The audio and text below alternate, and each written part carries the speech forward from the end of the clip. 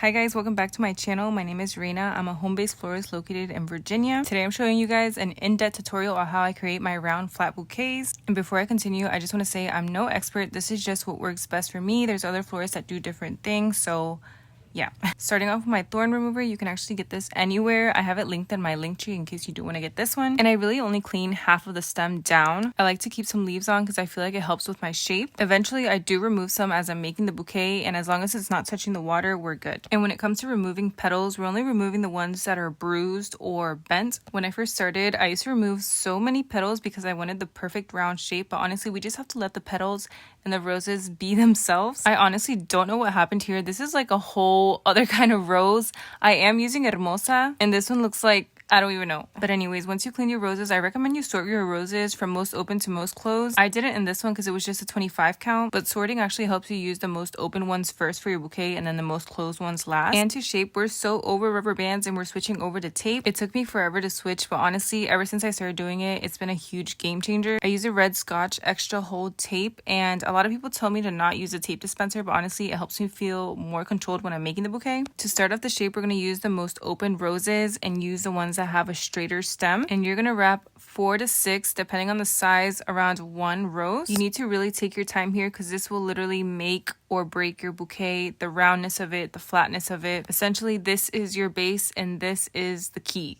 I am placing the roses a little bit higher than the centered rose, and we're going to continue to do this throughout the entire bouquet because it does create the illusion of a flat bouquet. And this is how your base should look like. Moving on to our second row, again, we're placing this one a little bit higher than the previous row, maybe like 1 centimeter. Actually, I don't even know. It just has to go a little bit higher than the previous row. And instead of placing the stems side by side and straight, we're doing the spiral method. For those that don't know, the spiral method is when you're placing the stem at an angle. If we were to continue to use the straight method, the bouquet would eventually turn into a mushroom, and we would not want that unless that's the look that you're going for. This method also avoids roses from breaking, and notice that I'm working kind of in the center / lower area of the rose. I try to be super gentle with the first 4 or the first 5th of the rose stem. I feel like this area is super fragile, so just try to touch the middle area or the lower area if you can. At least do that as a beginner because as you can see, I'm touching the top of the rose.